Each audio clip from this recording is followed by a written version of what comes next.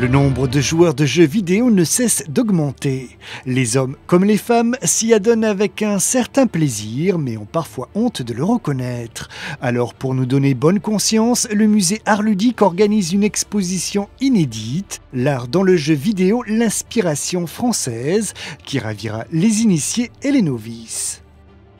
C'est une bonne conscience légitime. Je pense que les amateurs de jeux vidéo, il était temps qu'on leur montre qu'ils ont raison de jouer aux jeux vidéo parce que derrière ces jeux qu'on aime tous, puisqu'il y a 75% des gens qui jouent en France, il y a des artistes incroyables et c'est très important, je pense, de montrer à un large public que derrière les productions qu'il aime, il y a des artistes, il y a du dessin, il y a de la peinture, parce que d'une certaine façon, c'est une connexion entre le public et l'art et je trouve que c'est très important comme message.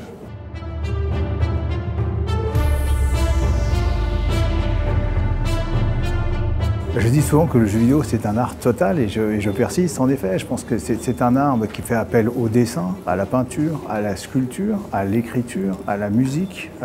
et bien sûr à l'interactivité. Aucune autre forme d'art n'utilise autant de possibilités et ne propose autant de choix et d'expériences finalement créatives et ludiques. Donc c'est vrai que le jeu vidéo est devenu, et c'est pour ça je pense que c'est l'industrie culturelle la plus importante au monde aujourd'hui et que finalement quand on commence à s'y intéresser, et quand on vient au musée notamment, on s'aperçoit en effet qu'en termes de qualité artistique, on est vraiment dans la pointe de l'art contemporain. Dans l'univers du jeu vidéo, 3 pays prédominent, les États-Unis, le Japon et la France. Les industries créatives françaises, je pense qu'on ne leur rend pas souvent hommage, c'était vraiment important, parce qu'au-delà effectivement du fait que ce soit des Français, il y a une vraie philosophie, il y a un vrai style, il y a une vraie culture. Quand on s'intéresse un peu aux jeux vidéo notamment, comme à l'animation et comme à la bande dessinée, il y a 3 grands territoires culturels, et ça remonte au 19e siècle finalement. Il y a les Japonais, avec Hokusai, la manga, Hiroshuge, le film d'animation japonais, Tezuka, le manga contemporain, et le jeu vidéo japonais qui a vraiment sa personnalité propre. Même le studio Ghibli a récemment collaboré avec un jeu vidéo. Il y a bien sûr en second lieu les Américains,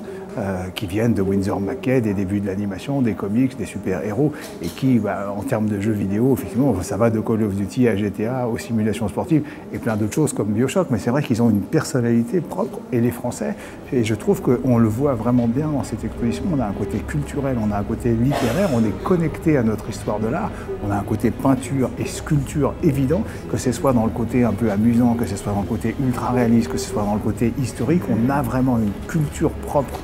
dans le jeu vidéo en France et c'est vraiment fantastique à découvrir. Sur le jeu Assassin's Creed, il y avait quelque chose qui m'avait interpellé à l'époque quand le jeu vidéo était sorti l'année dernière, celui qui se passe à Paris. Le studio Ubisoft avait communiqué sur le fait qu'ils avaient fait le jeu à l'échelle 1, grandeur nature, qu'ils avaient modélisé tout Paris grandeur nature et on avait envie de voir ce que ça donne grandeur nature. Donc c'est vrai qu'à l'intérieur, on a pu avec eux mettre une caméra finalement grosso modo dans leur jeu et on peut proposer une promenade dans Paris grandeur nature et ça c'est un des clous de l'expo qui est très très spectaculaire.